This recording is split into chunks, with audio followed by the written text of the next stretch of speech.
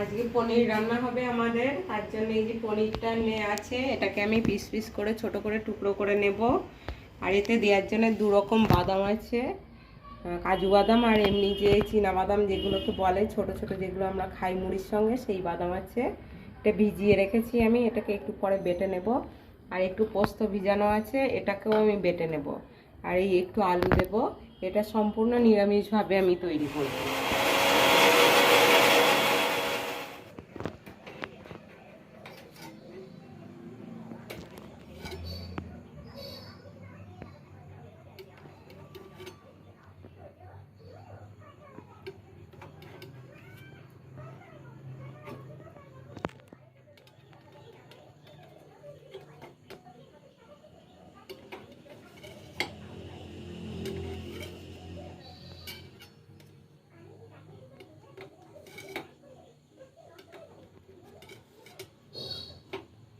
হয়ে গেল,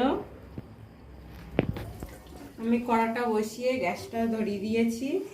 এবার আমি প্রথমে পনিরগুলো একটু ভেজে নেব, তারপরে আমি আলুটা ভেজে নেব। কড়াটা আমার গরম হয়ে গেছে, এবার আমি তেলটা ঢেলে নিচ্ছি। এটা আমি সাদা তেল দিয়ে রান্না করছি, আপনারা চাইলে সরষের তেলও করতে পারেন। আমার গরম হয়ে গেছে, এবার আমি পনিরগুলো এর মধ্যে দিয়ে দেব।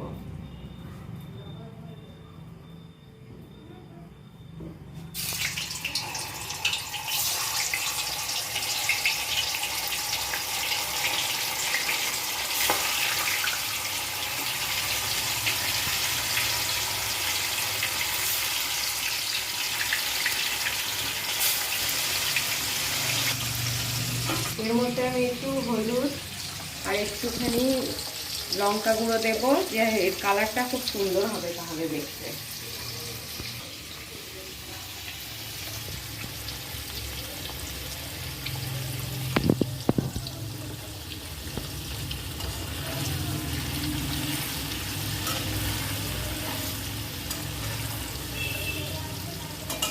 পনিরটা আমার ভাজা হয়ে গেছে, এটাকে এবার আমি তুলে রাখবো।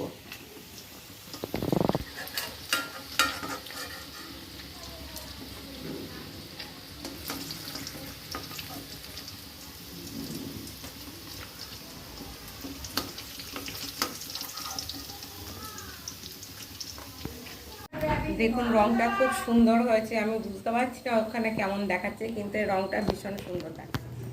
এবার আমি আলুটা ভেজে নেব।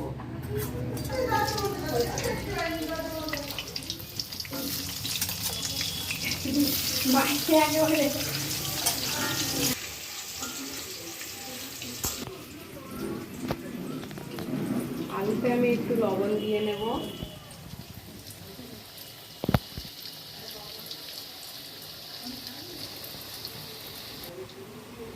অল্প একটু হলুদ দেব, সামান্য একটু লঙ্কা গুঁড়ো দেবো, ওই রংটা সুন্দর হওয়ার জন্য।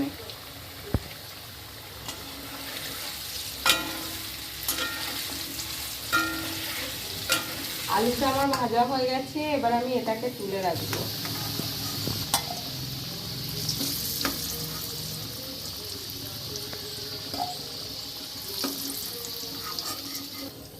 আলুর রংটাও খুব সুন্দর হয়েছে, একদম সোনালি হয়ে গেছে। এবারে আমি তেলে একটু জিরে ফোড়ন দেব। প্রথমে আমি তেজপাতাটা ফোড়ন দিয়ে নিলাম।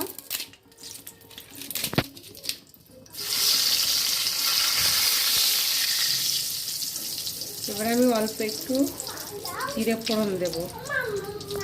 হ্যাঁ দিচ্ছি, দাঁড়াও দাঁড়াও দাঁড়াও, আমি আগে এটা দিই।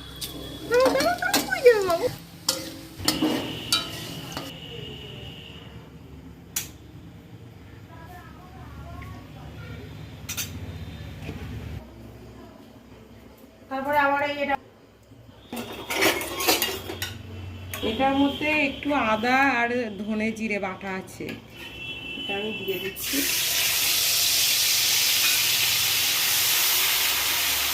একটা টমেটো দিয়ে দিচ্ছি, ছোট একটা টমেটো।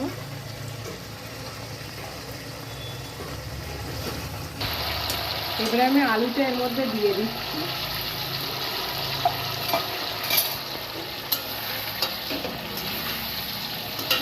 আগে আমি লবণ দিয়েছিলাম, ওই জন্য এখন একটু অল্প করে লবণ দিচ্ছি।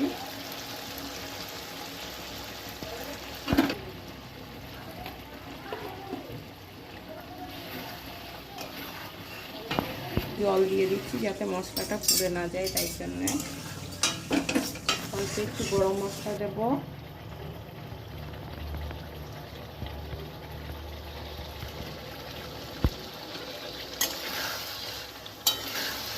অল্প একটু লাল লঙ্কা গুঁড়ো দেব।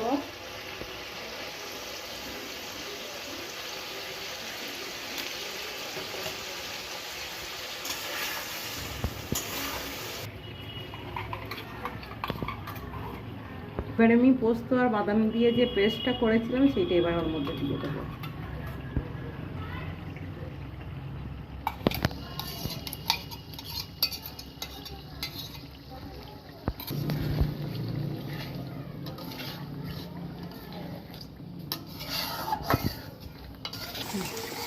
এবারে আমি এইটা ধুয়ে একটু সেই বাটনার ওই জলটা একটু দিয়ে দিচ্ছি এর মধ্যে।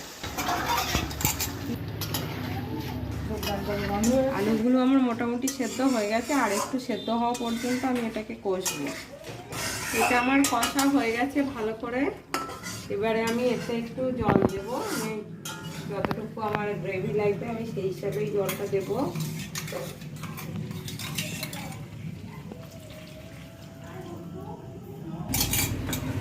এটা যেহেতু পনিরের তরকারি একটু মিষ্টি মিষ্টি হলে ভালো লাগে, তাই জন্য আমি এখন একটু অল্প করে চিনি দিয়ে নেব।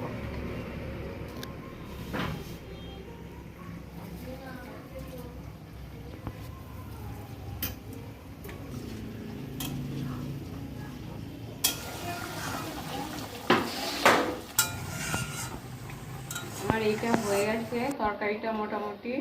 এবারে আমি এইটাতে পনিরগুলো দিয়ে দেব।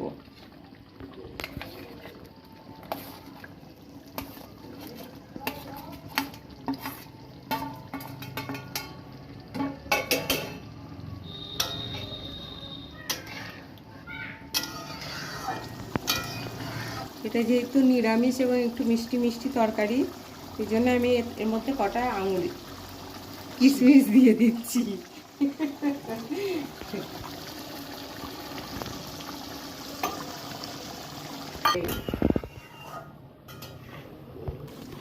তরকারিটা আমার হয়ে গেছে।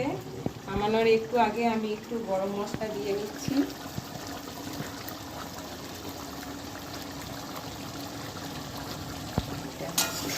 একবার ফুটে দিলাম, এখন ঘি আমি দিয়ে দিলাম এর মধ্যে।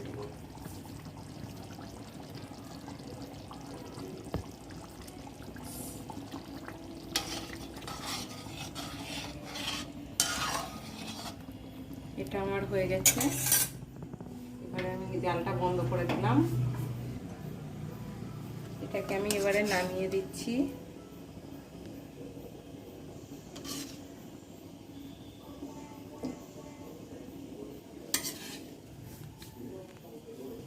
আমার রান্না কমপ্লিট। আপনারা এইভাবে রান্না করে খেয়ে দেখবেন, আমার মনে হয় ভালো লাগবে। রুটি, পরোটা, এমনি ভাতের সঙ্গেও খেতে পারবে, পোলাও অথবা ফ্রাইড রাইসের সঙ্গে খেলেও আমার মনে হয় খুবই ভালো লাগবে। একবার আপনারা করে খেয়ে দেখুন, দেখবেন হয়তো ভালো লাগবে আপনাদের সবার।